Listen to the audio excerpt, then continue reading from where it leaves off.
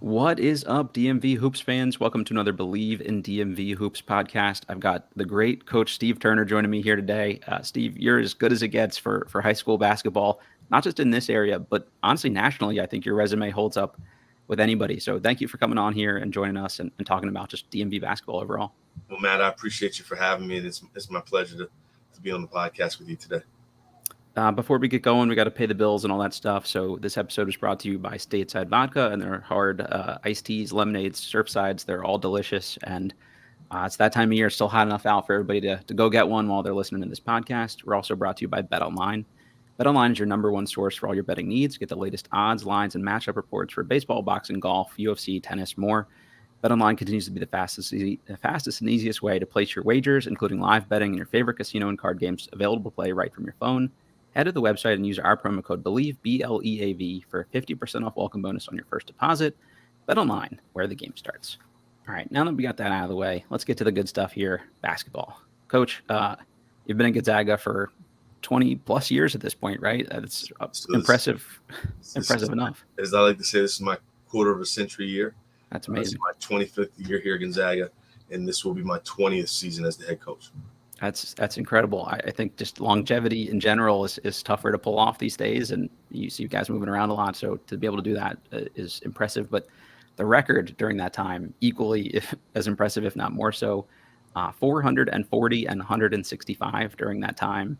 You're a 5-time WCAC Coach of the Year, Capital Classic DMV Coach of the Year in 2016-2017, Gatorade National Coach of the Year in 2016-17, USA Today DC Coach of the Year in 16-17 and 18-19, Washington Post All-Met Coach of the Year in 18-19, and the Washington Post DC Coach of the Year in 07-08.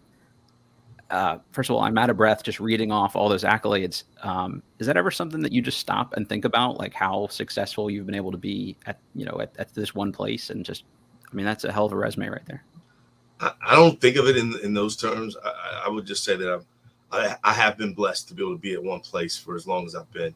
And I certainly owe that to the people who trust and believe in me and have entrusted me in the young men who are here on I Street.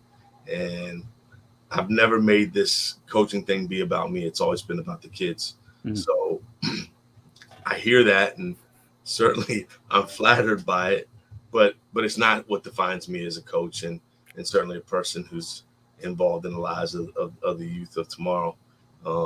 It's really about serving the young men and doing everything I can in my power, using basketball really as a vehicle to give those guys an opportunity to take advantage of, one, being here at Gonzaga and getting an unbelievable education and being the best student athlete that they can be, but allowing that little orange or brown, depending on which brand you use on what nights, little basketball to have these guys take advantage of using it to get to bigger and better places, and allowing them to set up, as I like to say, that 4 years to set up the next 40. And if they can take advantage of the things that they get from here at Gonzaga, playing basketball, but getting the best education they can get to go on to other places and set up their life, then I look at those walking trophies, as I like to call them, I'm doing my job. And that's, as you see, I didn't talk about any championships or what the record is. Those things come from it because of having young men that come here and work their tails off, that trust and believe in the philosophy that me and my coaches are implementing within our program. But even more important is that they believe in who this school is as an institution that allows them and helps to nurture them and grow as young men. It's a lot of responsibility at your level to not just make sure that these guys are succeeding on the basketball court, but also are succeeding in the classroom and outside of the classroom, but also that you're preparing them to be able to be successful at the college level. And we'll get to it later, but you've had a number of players that are extremely successful on the highest levels of, Division I, Power 5 schools. It just, that's got to be a lot to juggle. I guess sort of what's the split and how do you balance sort of all those different, things and priorities for kids and trying to make them the most successful across the board? Well, I like to say that, the first thing that they did, they made a choice to come to Gonzaga and certainly get into Gonzaga because they can handle the workload academically. Yep. Like you got to be able to do that first before we can even talk about the court. Mm-hmm. So I have to be very selective in the kids that I'm recruiting, that that I think could be a great fit for us in terms of the whole. I think that's who we are, is the greatest of the whole, and that whole is the student athlete that has to represent himself and his family in the classroom, and then on the court. But how you balance it is that I think they're at a place where they're with other young men who are like-minded, and so they're challenged and pushed just as hard in the classroom as I push them on the court to be the best version of themselves as a basketball player. So when you surround yourself with people who have the same, who are going through like experiences and have a same like-minded ability, I think that's where the balance comes in, and they understand that they've got to be able to do this to be able to have that. That makes a lot of sense. With the FIBA stuff going on right now and Team USA playing, you've coached on several of those teams at different age groups. I guess, can you just talk a little bit about what that experience is like? And honestly, that's probably another really great honor to be able to be associated with, representing your country and helping these kids represent their country. I mean, Matt, you said it. You couldn't have said it any better. And that is that I don't Bleav there's anything in this world that could be greater than being able to represent your country. And there's really only a couple places that you get that opportunity to really do that against the world, I guess is the way I would say it. And that's serving in the military or having an opportunity to be a part of a USA sport. And for me, that sport happens to be basketball. And I've been blessed with an opportunity to coach some of the best U16 and U17 players in the world. And along with, even more importantly, working alongside some of the best minds that we have in the basketball game at any level. The guys that I get to work with through USA Basketball, which is led by some unbelievable people, and Coach Don Showalters and Sean Ford. They do a great job year in and year out finding the best coaches at our level to be able to have us coach and help continue to grow the game, but doing it with high level, high quality athletes at the high school level. I think so much of coaching and being successful at it is probably networking with the right people, lifting little pieces from other coaches and figuring out what works for you, and just being able to grow and adjust as the game changes. I got to imagine Team USA is probably like the ultimate coaching clinic, being able to steal stuff from people all over the world, but just also other, coaches at your level that maybe you don't get to interact with a whole lot.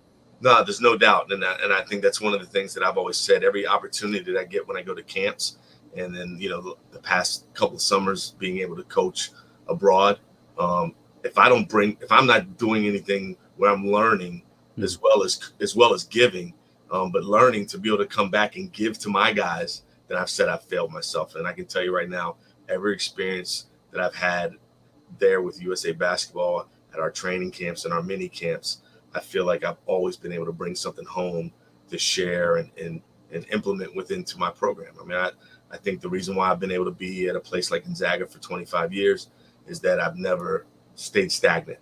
I never got complacent. I've held my, we all got some type of ego, but I keep my ego in check. I'm very humble, and I just try to do whatever I can do to learn so I can continue to serve my guys the best way that I can. Yeah, that's a great answer. In 2007, 2008, you guys finished 4th in the country in ESPN's poll, and Sports Illustrated's number 1 in the country for Hoops USA's national poll at the end of the year, number 10 for USA Today's final poll. I guess, what has to come together for a team to be like that kind of successful, like that level of national success, I guess? I mean, you got to put together. I mean, you got to have Johnny and Joe's. Sure, that goes a long way, I'm sure. That goes a long way first. Yeah. But you also got to have a group of young men who Bleav in and are committed to your standards, your culture, and at the end of the day, that they're all willing to play for something greater than themselves. Mm-hmm. And I can tell you that group in 07, 08, 34-1, it's the best record in our school's history. That group didn't care about anything but winning. And it didn't matter who was getting the accolades. It didn't matter who put up the most numbers in the game. It was all about let's go complete the trifecta. And the trifecta at that time for us had been winning the WCAC championship, going on and winning the DC City title, and then completing the trifecta by going to one of the most unbelievable end of the year season events at the ACIT, the Alhambra Catholic Invitational, which I have to say just came out a week ago that event is ended right now, and they're going to take a stop and hiatus. So saddened that that's not going to be something that my team this year has an opportunity to chase, but I'm hoping that they will be able to figure things out and get it back. But again, that team exemplified what it meant to be able to play for something bigger than yourself. And you look back at where they all are, all those guys are doing some unbelievable and incredible things in their walk of life. Some are still playing, some are coaching, most of them are somewhere in the business world. They're getting married, they're having kids. And I'm certainly proud of each and every one of those young men who were part of that team that had a special year at Gonzaga and have continued to be guys who are part of making Gonzaga great. 07, 08 doesn't seem like that long ago, but it's a pretty decent chunk of time here. I think the world is kind of different. Kids are kind of different. How has your coaching style or philosophy changed from then to now? I'm assuming you can't coach kids the exact same way. So how have you had to adjust your process to account for that?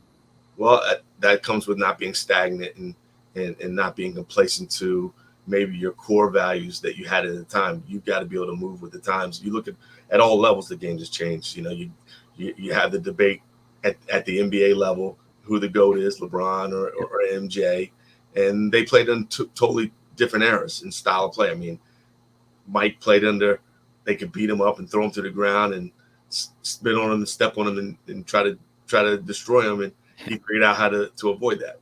LeBron has played in, I think, a softer game that wants to be all about scoring.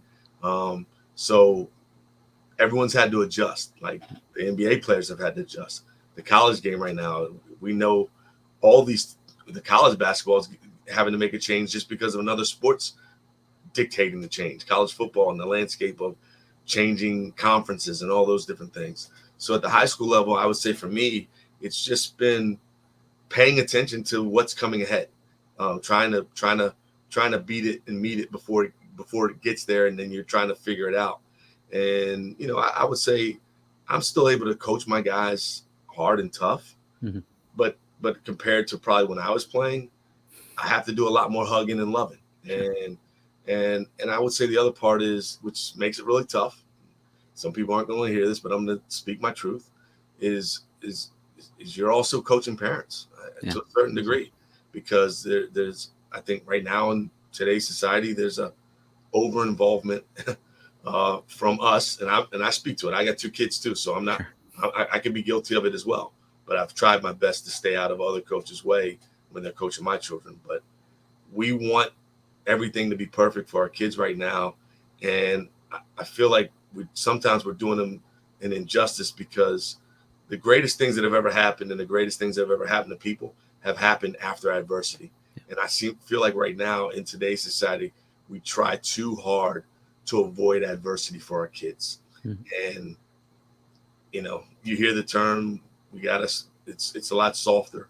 I don't know that it's totally that, but I do believe we've got a lot of families and parents now that try to live vicariously through their kids and don't want to see their kids fail or not have success. And I get that. I feel that same way, but I also understand, and I'm in a position to understand that the greatest things come through adversity. And sometimes our kids need to hit a bump in the road so that they can figure it out. And at some point, we're not going to be here for them. So we need to know that they're going to be able to fend for themselves and handle themselves, and certainly pass down to the next generation of that'll be their kids, so that they can survive in this crazy world we live in. I wrestle with this just as a college basketball fan with the transfer portal. I think sometimes it would be good for kids to have to stick it out, but also there are probably some situations where it would be in everybody's best interest to move on and the kid not be penalized for that. For you all at your level, you've basically had transfers, for forever. How do you convince a kid that, hey, maybe you didn't get the playing time you wanted this year, but trust us, stick it out. This will be better for you long term. Work on your game. I got to imagine that's a big factor in this for you all, is like letting kids kind of grow into the right role and things like that? I think that's why you have to vet the families, not just you got to vet the player to see if one, he's the right fit for you and your program, but you also got to vet the family to understand, and you got to be honest with them. That, I think sometimes there's some guys in this game that just aren't honest with people, and if you're honest, I think you'll have situations where kids will hit that brick wall and understand that, what, I'm willing to stick this out and fight because this is what I truly believe in. I'm at the right place for me. I've been blessed. I haven't had a lot of transfers, knock on wood. Couple in, and usually those have been guys who, for the most part, they had maybe an older brother that went here, and they decided that, the families decided at the end, like, this probably was the better place for them, and they may have transferred in, But again, I think you just have to build a relationship with the people that you're bringing into your home, because you want them to always believe that this is their home too. Yep. And if you do those things, I think you can avoid having kids moving in and out. College level, they open Pandora's box, and they can't turn it back. And it's not just the portal; it's the NIL. Yep, for sure. It's everyone's chasing the now versus what I like to say is short game costs you, will get you in trouble. Long game gives you opportunity to be successful in life. And I think we've put some things in place at the college level, which is trickling down to the high school level. But it's teaching kids the short game and how to not fight through adversity, which goes back to what I said earlier. I think it kind of creates a little bit of a softer environment. For sure. And unfortunately, it's where we are. I think if you're not trying to do things to figure it out so that you can make sure that kids stay in their homes and stay with you, and I think the other part is you got to be honest too, because some of this is not just on the kids. Oh yeah, there are coaches who are telling them and feeding them that this is the next best thing since sliced bread, and then when adversity hits, they move too. Like they're jumping too. So I don't know how we can fix it. I hope that you see a little bit of a change, because I think it's hurting the high school kid. For sure. Because now guys are deciding that, hey, they're afterthoughts a lot of the time. I need to hold my job. I can hold my job better with someone who's older and maybe more mature and is going through some things versus the high school kid who didn't. Yep. So for me, it's different for me in terms of how I got to deal with our kids and their recruitment, because you got to almost jump on what's really good for you right away, or you could miss out on an unbelievable opportunity. Because when you get to the spring after season for us now, those guys are seeing what they don't have. They're probably not coming to get a high school kid. They realize they're somewhere maybe near the end of their contract, and they're trying to either get read up or put themselves in a position to get the next job. They're going to go after men versus boys. And so everyone's got to be smart in this. And I hope that I can continue to just educate parents and families on the process now, because it's totally different. And if you're not prepared for it, your kid could be left behind. I would imagine your role as a voice in their ear, pushing them in the right direction, is probably even more important now than it was, 10 years ago, because of that, you have the track record to back up when you're saying these things that, hey, this might be more NIL money at one school in the short term, but is that the best place for you to be successful long term? And it's probably hard to see, the forest through the trees for a lot of these kids, especially when, there's a bunch of, 6-digit numbers attached to some of these situations. I guess the 2- and 3-star kids are probably the ones I think are the most negatively impacted by this. If you're, a fringe McDonald's All-American, people are still going to come recruit you no matter what. But I would imagine a lot more of your kids are going the prep school route or the junior college route than they ever were before, just because of that. They've got to find a home, and college kids aren't looking at that as much. I'll say this. I think I'm in a unique situation compared to most. Okay. We don't ever get any JUCO kids going to junior college. Okay. But what I am seeing now that kids are now having to think about a level down. And typically because of our academics here, our kids who are really good, they're going to go Division I, or they're going to make the choice to go to Division III to a high academia place that would rival an Ivy League school. So fortunately, knock on wood, I've been lucky that we haven't had that issue of kids having to think the prep school route or think think a JUCO route. So I'll say I'm just blessed in that thus far, but I can see that changing. I mean, it's inevitable. So I'm just trying to educate folks on, don't just try to wait for your wish list. Recognize who really respects and loves you for who you are, and that probably is the best situation for you. You've got a young man right now, Nick Lewis, is I Bleav, at least a 4-star recruit, right? Maybe that even changes over the next year or so here. As a Maryland alum, I selfishly hope he at least strongly considers my alma mater there. But how involved are you in that process for someone like Nick? Like, what's really your role with someone like that that's getting all these big offers from high major schools and things like that? Just again, in getting the parents and the kid to understand, because it's not my process. I can tell you, 25 years, I've never told any one of my players where I thought they should go. But what I've always been able to do is just educate them on the little things. Hey, a coach's contract, how much longer, questions that they should ask when they go and meet with these coaches and they're trying to figure out what's right for them. I just try to get the kids to be more involved in the process, because sometimes they'll get in these meetings, and I've had it with me, and they're very quiet, and it's the parent doing all the talking.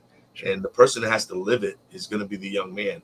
So I try my best to just help the family understand any and everything that they need to know as it pertains to recruiting, and just try to be a springboard, because if it doesn't go well for a young man somewhere, I want to be their first call. Yeah. I want to be the one that they call and say, hey, coach, this isn't going well.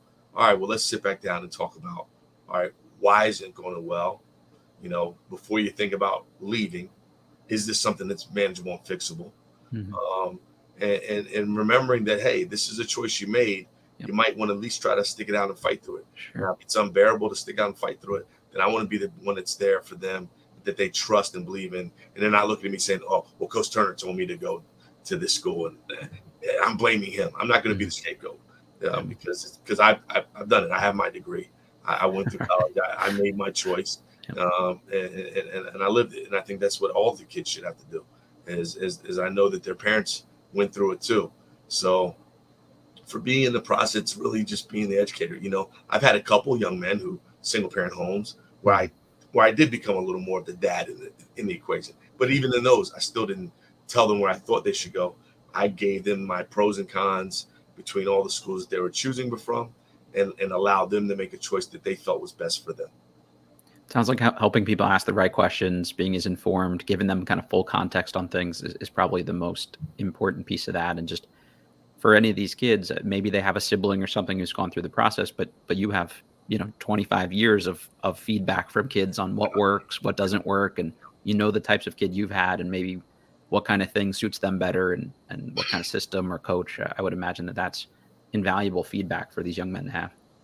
I think it is, and I certainly hope it is. I feel like it's been, as I'll be honest, I don't even have a lot of college guys who've played for me that have really transferred. I think the most I've had was this year, and they were just unique situations. Some of it was coaching change, or potential just really needing a new environment.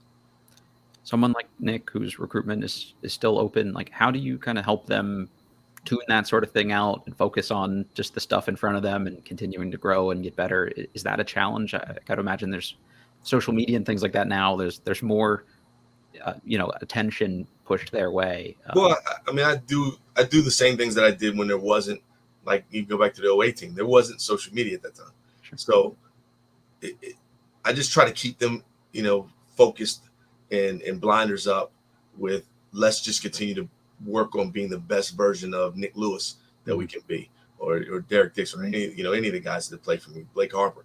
Just let's focus on that, because if you do those things, you're gonna open a lot of doors and give yourself a lot of opportunities. And when we got to get to a point of some decision making, then it's bringing the family in and us having some hard talks and breaking down the programs that are recruiting them, and then go from there. But I think my big thing for them is just trying to get them to understand, like, this thing can be stressful, but let's enjoy the process. Let's not make it, make it be something that's not enjoyable. This is something that's pretty special that you've earned, and you've done all the hard work to put yourself in that place. So let's make sure that the process is something that can be enjoyable. So I don't really talk about the recruiting piece too hard when we're in the midst of things that we're doing, until they really have to be talked about when it's time to start trying to make a decision. That makes sense. You mentioned being a father yourself, but you also coached your son, Jared, who's now at Northeastern. Good school and a good place to play. So congrats on helping him get to that level as well. And congrats to him on getting that far. And hopefully he's getting ready to have a good year. I guess, how hard is that to coach your own son and juggle that with the other players and all those things? Is that a tough, was that a tough aspect, I guess? Tough in that my son got hated on. As coach's son? It's coach's son. Yeah. I think some for those who just aren't lovers of Gonzaga, and I think people who've hated on me for my success, and some jealousy, and he took the brunt for that. Not really deserving. He didn't deserve to have it, but I will say this: he was resilient. He's a tough kid. He got a great heart, and he figured it out. And I never gave it to him. Simplest thing would have been freshman year. All right, you're on varsity. You're my son. You play you the minutes. No, I made him have to earn his keep. He played JV as a freshman, and he's probably one of the best shooters in our school that year. Physically, maybe not ready or mature enough, and I thought he needed to walk his own path. Mm-hmm. And I try to, no different than I do with any other kids, I treat him on the court as I would treat my players. As what I do with my players, when they're off the court, I treat them like they're my sons. Yep. I kick them and push them as hard as I can, but I'm going to hug on them and love on them. So I've kept that balance. And I think being able to have boys who play sports in my own household, it has actually helped me be a better coach in terms of understanding those things. And so the commitment I've always ever given and promised, that the only promise I've ever given to any family coming in my door, is that I would treat their kid no different than I would treat my own two boys. And never been a promise of playing time, never been a promise of level, just the promise of helping be that third or second, whatever parent I am in their life or adult in their life, that I would help do my part in making them become the best version of themselves they can be. I tell parents this all the time. Once they walk in my door, for 4 years, I spend more time with your child than you do. Yep. And so I hold myself to a standard that makes that I want them to understand and know, not even make them believe, but know that I'm going to do everything in my power to give them in a day or during the day when they're with me, what you would do if they were just sitting at home with you. And that is to make sure that they walk out of here as they walk in here as boys, but walk out of here and head to college as young men that can fend and handle themselves. And so those kids don't just become my players, they become my family. I would imagine, Jared's games right now, this upcoming year, are probably overlapping with the busy part of the year for you. Is that tough to not be able to get to see as many of his games as you would probably like? Honestly, I'm blessed.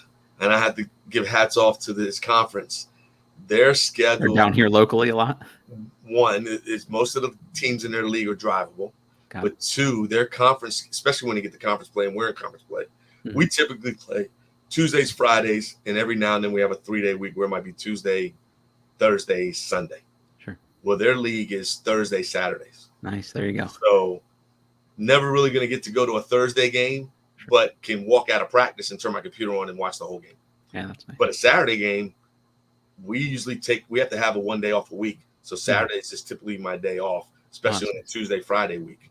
And so I could literally be at O'Connell on a Friday night, and they could be playing at William & Mary on Saturday, leave O'Connell right after the game, get into a hotel at midnight, and wake up, see him play, know that my guys have an off day, drive back home that night, have practice with my guys on Sunday morning. So That's awesome. I've been blessed that their schedule really works with our league schedule. So I've had an opportunity to see him play, last year as a freshman, a lot more than I even thought I would, and expect to have a lot more of that the same this year as in his sophomore year.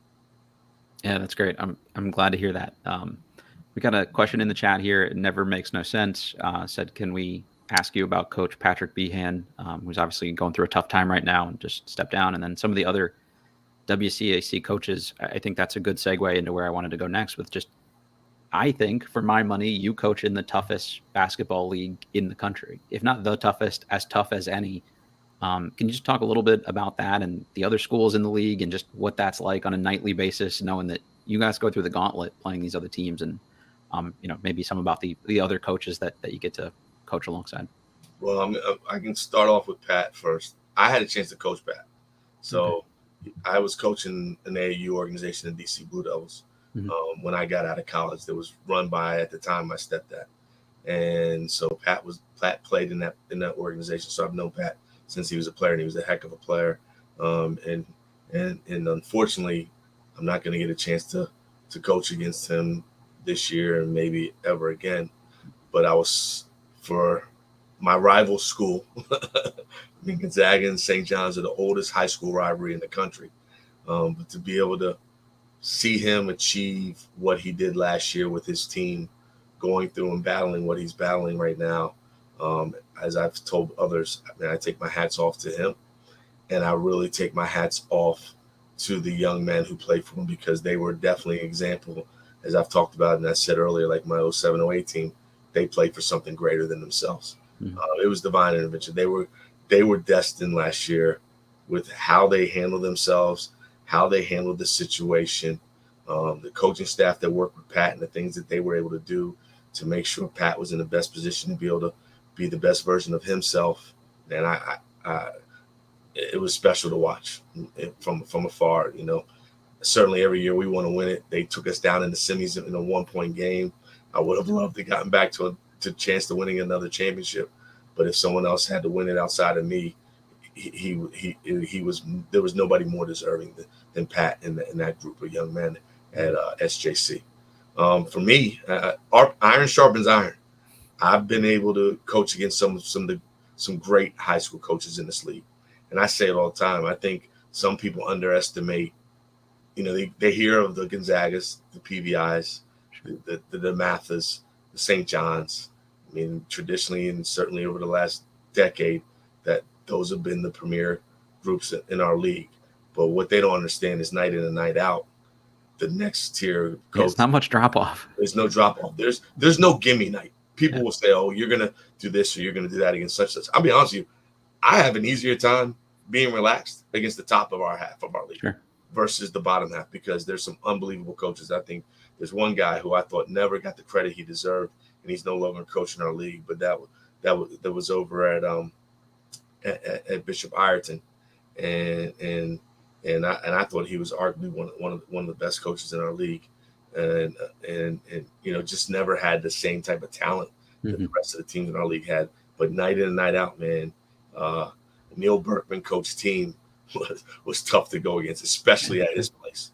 And we have a lot more coaches like that through some of the other teams in our league. So night in and night out, if you're not ready and don't have your team prepared to understand, like, there are no gimmies. You could take an L real quick to someone that you don't think you're supposed to, or I should say that your fans don't think you're supposed to. Exactly. And so I know that I've been able to become better as a coach every year, being able to coach in this league where night in and night out, I coach against some of the best minds in the high school game and also in the country. You've got to be able to up your game, or you're not going to stick around very long, probably. And you mentioned that's the truth.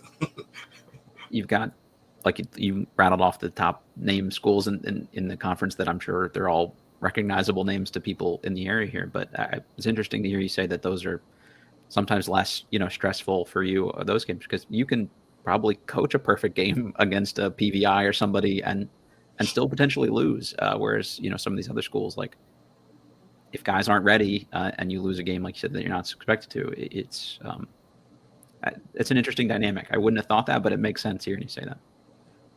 Thank you.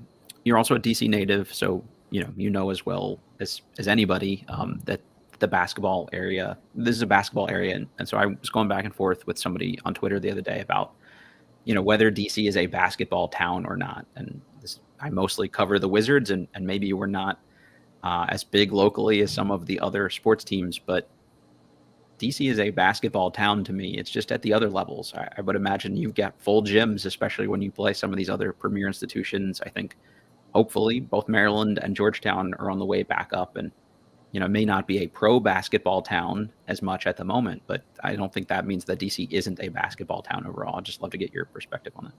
Well, it definitely is DC is definitely a basketball town. If you're judging it based on our NBA squad, some may beg to differ. But if you start with the grassroots, and that's, for me, it's high, AAU and high school. Yeah. So you look at the grassroots in basketball across the country, it's premier. It's at the top. So it's top 10, top 25.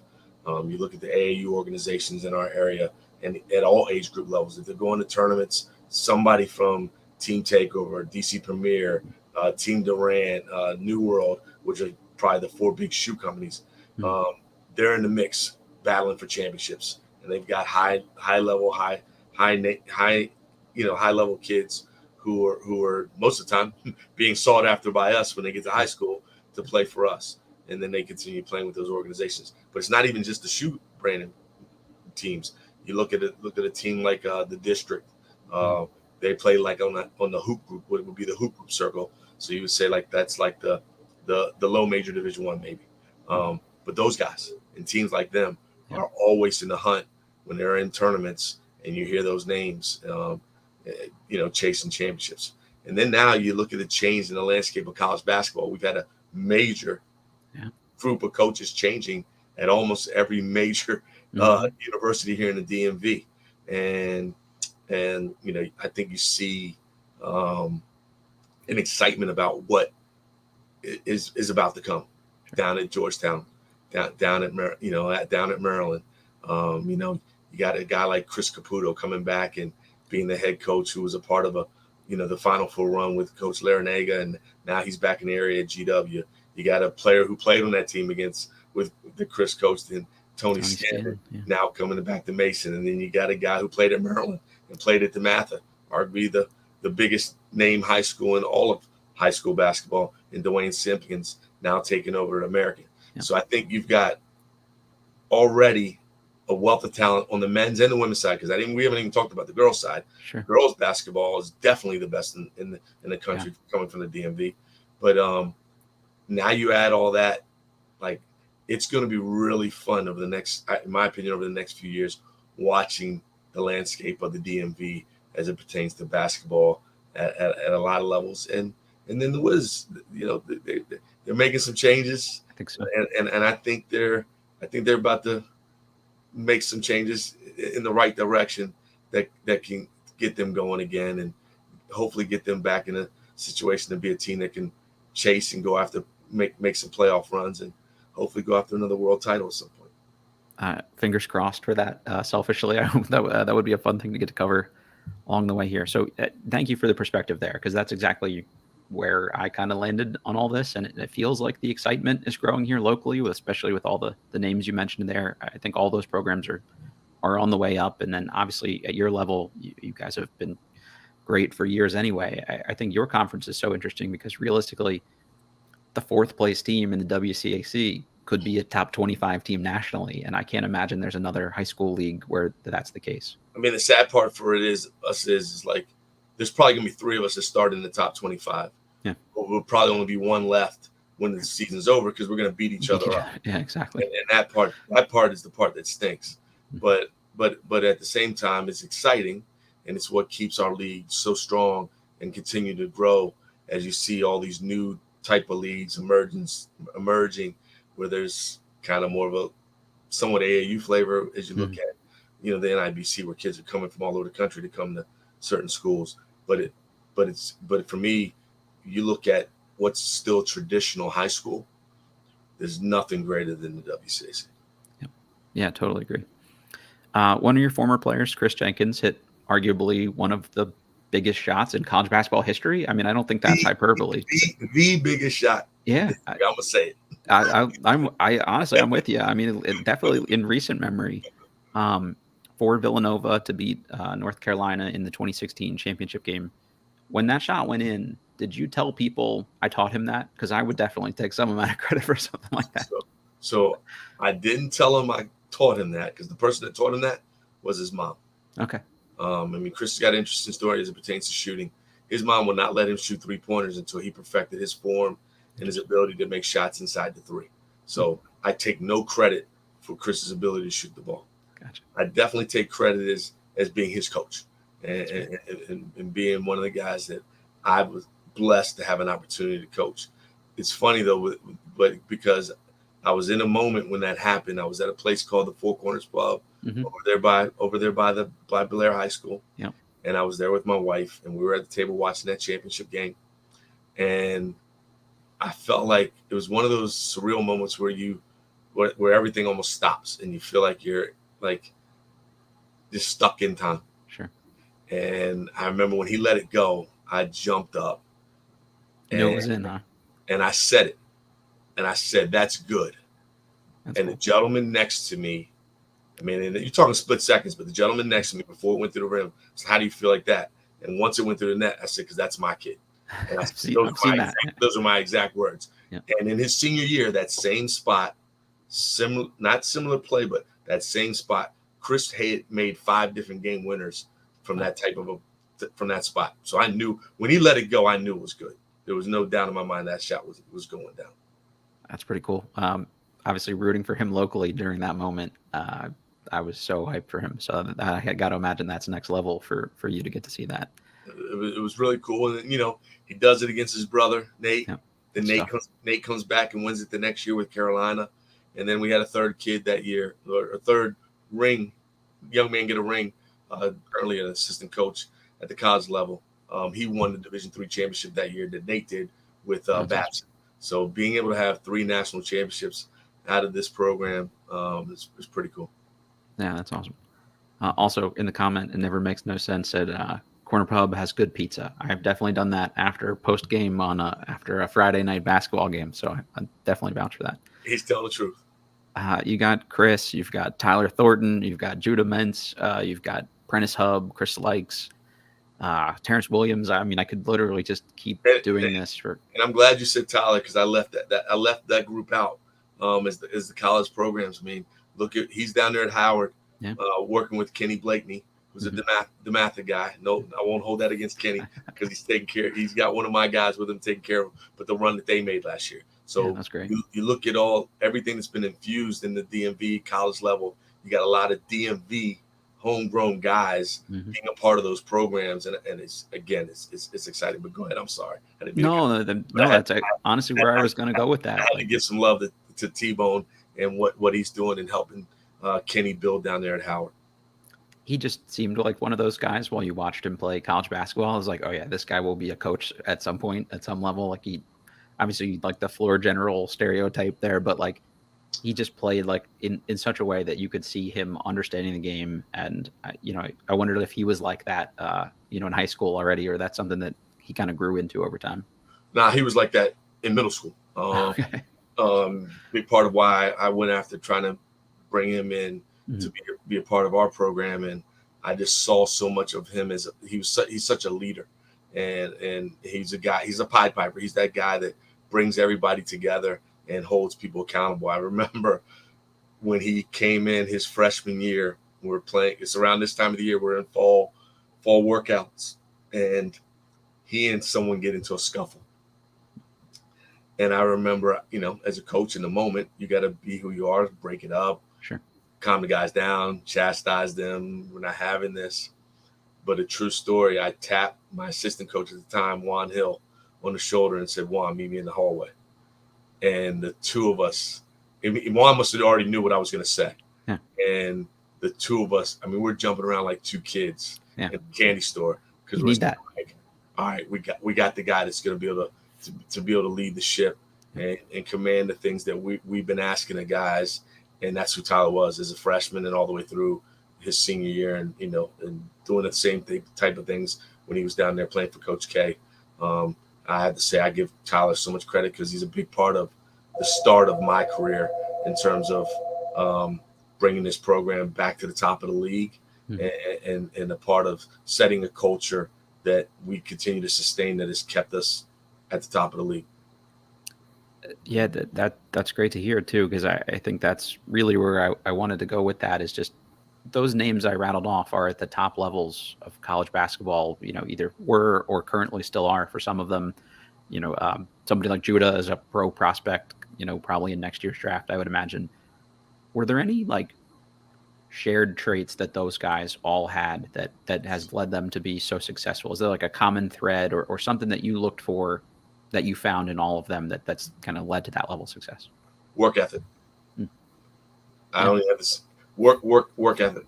That's the guys that you named, they worked the hardest for me, and they pushed others, and they also did a very good job of bringing others with them.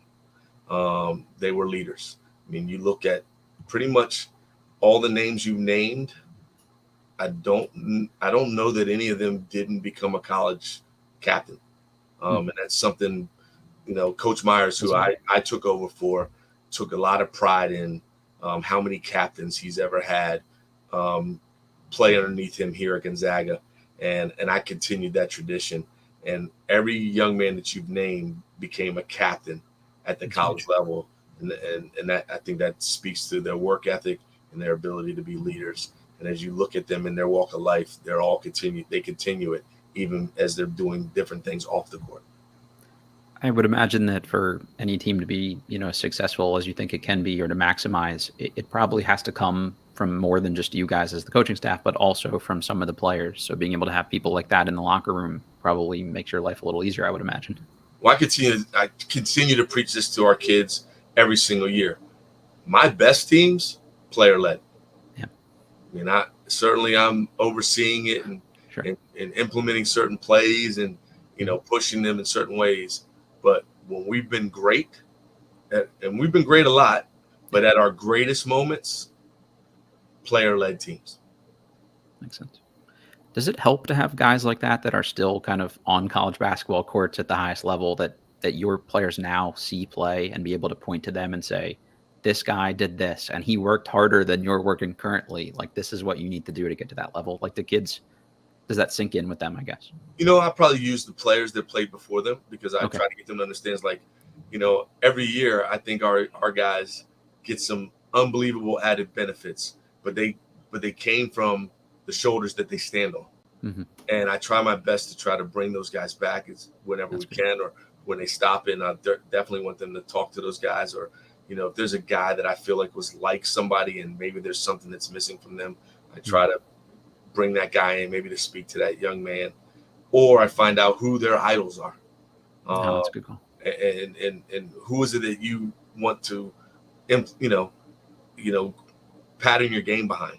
Sure. And I talk about, what it is and what people say about them, which made them great, and try to get them to understand, if you want to be anything like those guys, here's what you have to do. Yeah, that's awesome. As someone with your track record that you have and the level of success you've had, I've got to imagine you've had opportunities to jump to the college level and things like that if you'd have wanted to.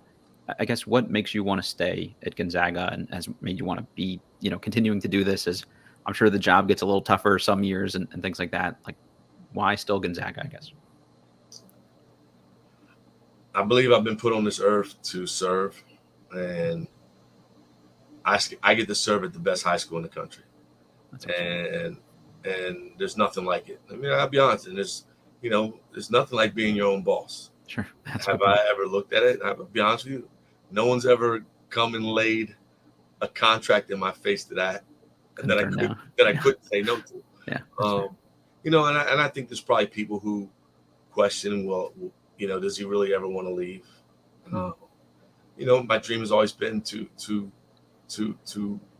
do like Coach Myers did, retire from here. But we're in an unbelievable changing landscape. Sure. I'm certainly open to hearing anything, but my heart right now bleeds purple, and I've got an unbelievable group of young men that I want to go try to win a couple more championships with. That's awesome. You talked a little bit about the schedule. I definitely want to come check out a game in person this year. Where can people like me who want to come see Gonzaga play basketball? Where, how? When does the season start? All that good stuff. There's nothing like. If you watch college hoops, this is Little Cameron. Yeah. Our student body's unbelievable. There's nothing like playing in a packed house, win or lose, in the Carmody Center here on I Street. So, Matt, I would tell you, don't go and watch us at somebody else's gym. You'll have a ticket to any of the games you want. If it's one of the big ones, I promise you will have a seat in that gym.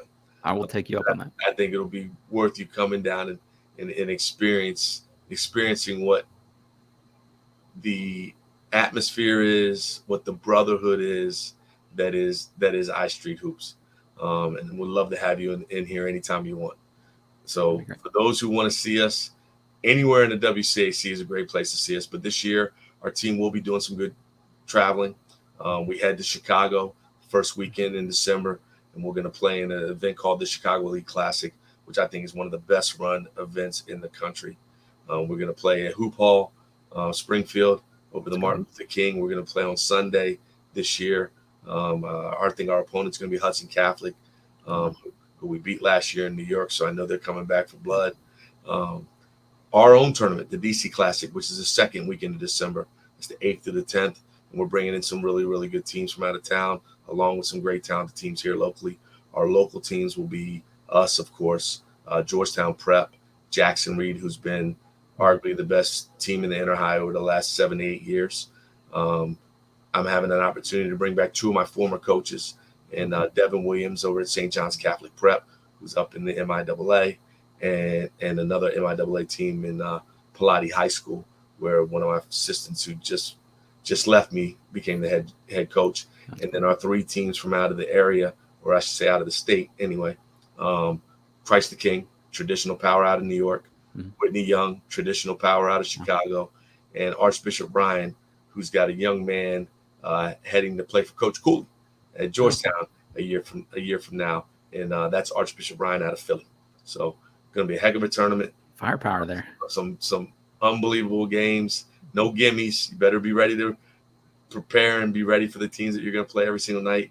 There's some teams that are going to walk out of here 3-0, and there's going to be a team that walks out of here 0-3, and then some teams that are 2-1 and 1-2. So I think we've put together a good slate that gives all the teams an opportunity to have some great competition to prepare themselves as they go into their league play in January.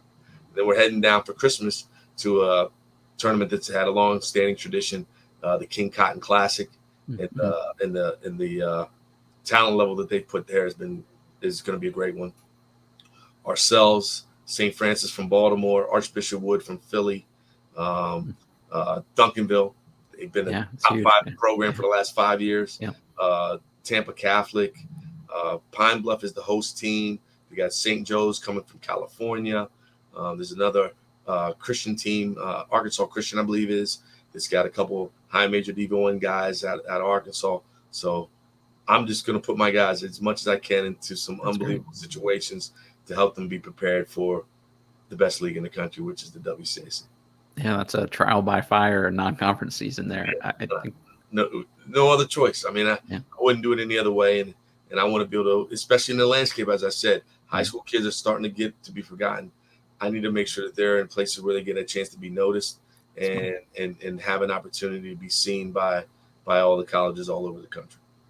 For anyone listening to this that didn't recognize some of those names, just picture your favorite college basketball players over the last couple of years. They probably played at one of those couple of programs. That's a gauntlet to go through.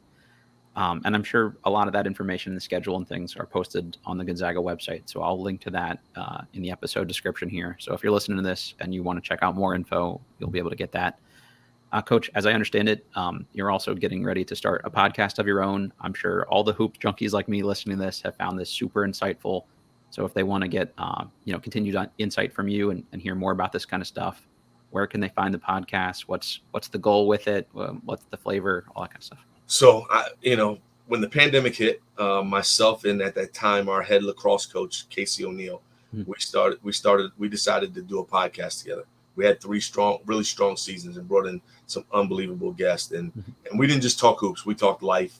We talked everything that was going on in the pandemic itself. Black Lives Matter when that was going on, the women's movement. We had some of the best high school athletes on, to people in the professional profession, to people who were non-athletes and in different careers and paths. So it'll continue to be a podcast. It's a little bit of everything, still with a premise around sport. But a couple of places, like, we'll be back on all the major podcast platforms. We got to re-up getting that back going. But immediate places that you can follow us on Instagram at Turner O'Neill Podcast. Okay. Again, that's at TURNERONIELL Podcast. And then on Twitter, Turn On Podcast, TURNON Podcast. And those will get you to the links of where we'll host our shows to our website as well as to YouTube. And I'll put both of those in the episode description as well for people to make it easy for them to find them. And obviously I'll be retweeting and things like that along the way. And I look forward to checking that out too. I appreciate it. Coach, any other final thoughts or parting shots you want to leave DMV Hoops fans with before we get out of here? I can tell you, not only is the WCAC great, there are 2 other high school conferences in this area that are really, really good. And high school basketball is probably the best cheap ticket in town. Yeah. Yep. Because value bargain there. So if you're looking for an opportunity to see some young men and women showcase their talents, get out to some of these high school games this year, whether it be the private leagues, the public leagues. You're in a city where basketball is very, very fruitful, in the opportunity to be able to see some great competition and unbelievable talent. Take full advantage of it. Certainly love to have you down here on I Street, checking out my guys and our program. And certainly I know you let me plug our podcast, but I'm going to plug our team, places where you can follow Gonzaga, on IG, Gonzaga Purple Hoops, and on Twitter at Gonzaga Hoops. And if you want to just follow good old Coach Turner, I'm on IG at Coach Steve Turner. Love to have you follow. Certainly we'll continue to put out as much good content, and I'm open book. If there's ever anything anyone wants to have an opportunity to come out and see a practice, just wants to get in and chop up hoops or chop up the DMV, feel free to reach out to me. That's awesome. You've been incredibly generous with your time here. I didn't mean to keep you for the full hour, but it was just so good. Awesome. I couldn't break it off. I love it. So Matt, man, I appreciate all that you do, and thank you for bringing me on. And if there's ever anything I can do for you or help you out with it, don't ever hesitate to ask. Yeah, vice versa. Again, want to promote the school, the program, the podcast, all that good stuff. So we'll definitely continue to check in here along the way. Thank you for doing this, everybody. Like I said at the beginning here, this is as good as it gets for high school basketball coaching in the country. So I hope you learned a lot from this. And Coach Turner, thank you again. For everybody, this has been Bleav in DMV Hoops. It's under the Bleav in Wizards umbrella. So hopefully you like this kind of a spin-off pod. And remember to rate, review, subscribe, all that good stuff. We're presented by betonline.ag, and we will catch you all next time.